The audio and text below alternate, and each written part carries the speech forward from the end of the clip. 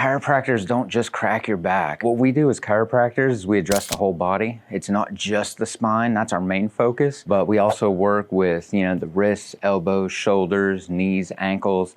We do some TMJ stuff. A lot of people have jaw pain. Sometimes that'll lead to headaches. We treat headaches. Not only just the bones, we also work with the muscles because muscles are always attached to the bones. That's how we move. I can work on just the bones all day long. If I don't address the underlying muscle issue, you're never gonna get better.